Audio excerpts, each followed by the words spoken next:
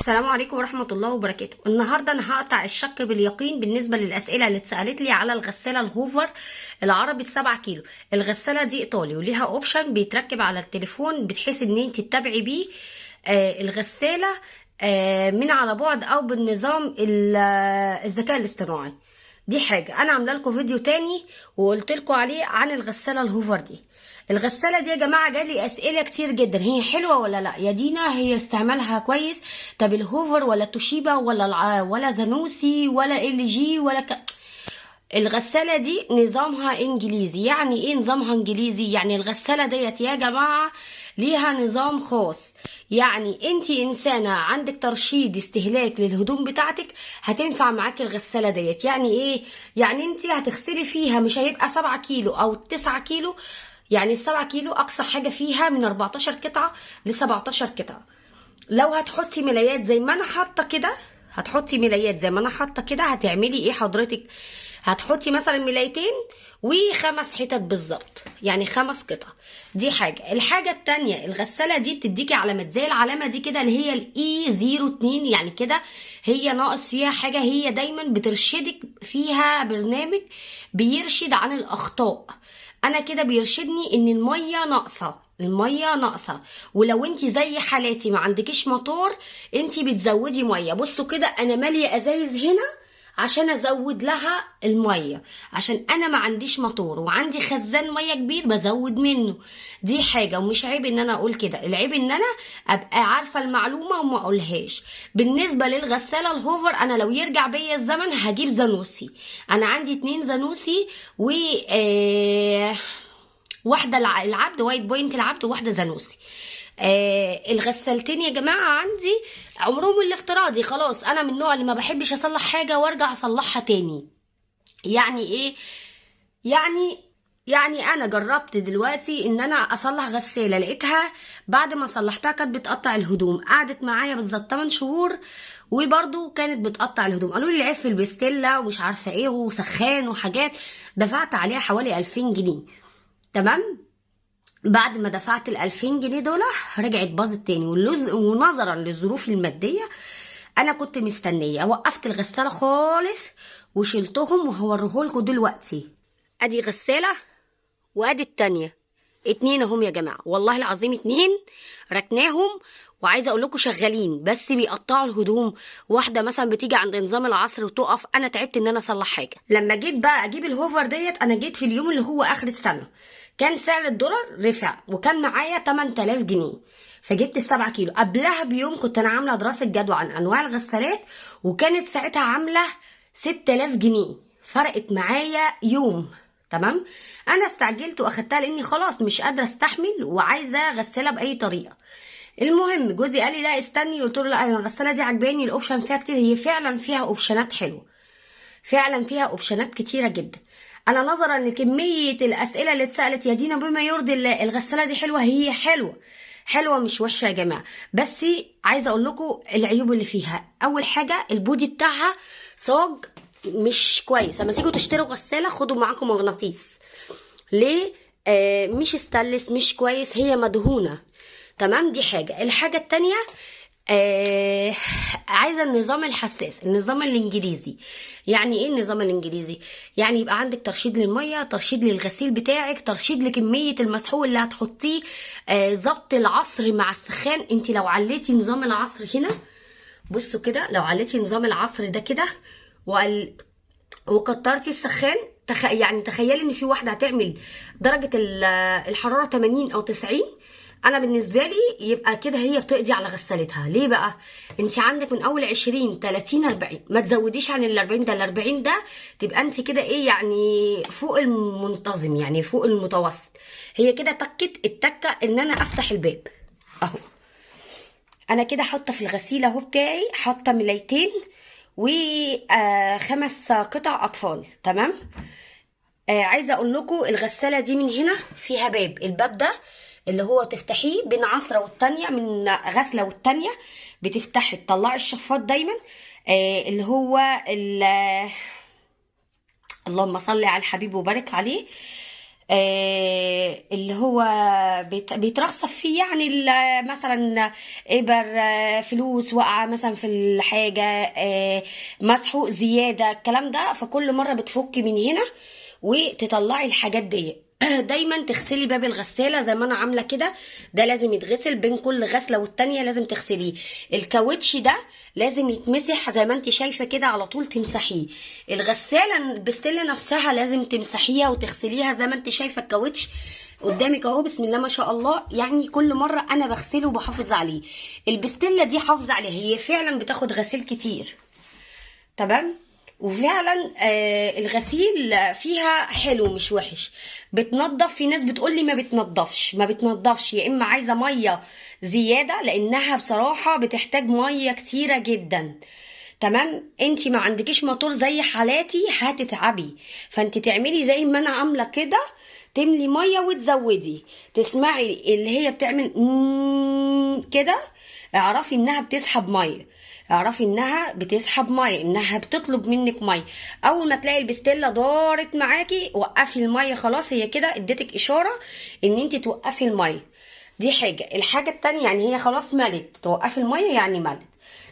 الحاجه التانية، انا قلت لكم ما تيجوا تحطوا المسحوق ما تحطوهوش من الباب، ما تحطيش من هنا. المسحوق بيتركز عليه كتل، تمام. المسحوق بيتركز عليه كتل، الكتل دي بتبقى بتسد حاجات. فلو هتحطي المسحوق من الباب بحبه ميه بقى وزودي. يعني انا بصي على طول بزود ميه، بغسل الادراج زي ما انت شايفه كده. بصي كل حاجه، اهم حاجه في الغساله دي النظافه. طول ما انت نظيفه فيها مهتميه بيها هتلاقيها كويسه معاكي وبتنظف. الناس بيقولوا لي الغساله ما بتنضفش. الغساله عايزه اقول لكم، لما انتوا بتشغلوا اوبشن معين، يعني مثلا بتشغلي اللي هي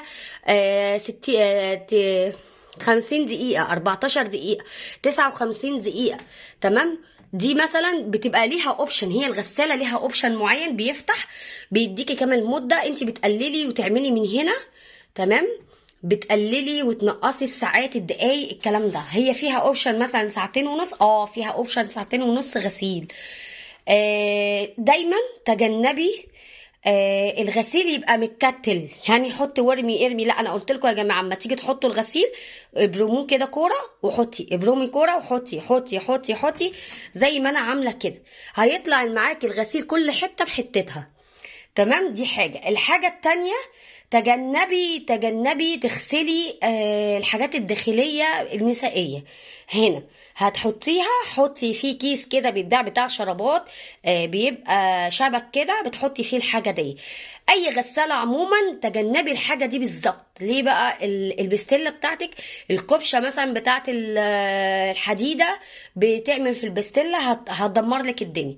الحاجة التانية، الغسالة دي ولا الزانوسي حاجة، والهوفر حاجة تانية خالص. الزانوسي حمارة شغل. يعني ايه الزانوسي؟ خامة وجودة، وتحسيها تقيلة كده مالية مركزها. هي الاوبشن بتاعها ضعيف، يعني ما فيهاش برامج كتير، لكن في غسالات دلوقتي ظهرت فيها برامج كتير. لكن انا عايزه اقول لك على حاجه، هي الهوفر حلوه وبتنظف، اهتمي بيها وخليكي حساسه معاها. يعني الهوفر بتحبك تبقي ميزان ليها، انت الميزان للغساله. ايه الكلام اللي انتي بتقوليه ده؟ يعني زي ما بقولك اوزني الميه مع الغسيل مع المسحوق. يعني الغساله دي مش عايزه مسحوق اي كلام، عايزه مسحوق اصلي. ما تروحيش تشتريني مسحوق سايب وتقولي لي هو ده المسحوق، لا. الغساله دي مش عايزه مسحوق كده، هي عايزه اريال يبقى اريال، برسيل يبقى برسيل، اوكسي يبقى اوكسي. ما تروحيش تجيبي لي واحد منه وتقولي له نص كيلو ولا كيلو وتقولي لا ده هو ده المسحوق الاوتوماتيك، لا. ما تجيبيش الحاجة السايبة، هي عايزة الحاجة بتاعت شركتها. دي حاجة. عايزة تحطي فانيش داوني اي حاجة ما تحطيش برضو في الدرج، تجنبي الدرج.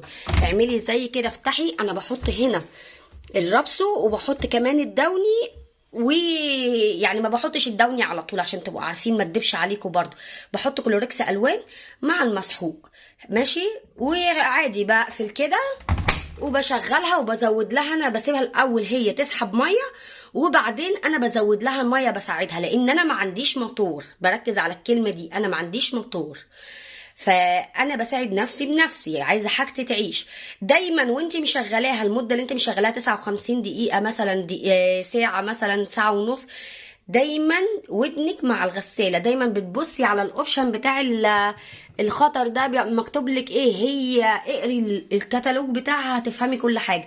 هم عاملين لك لو هي ميزان لنفسها، يعني ايه؟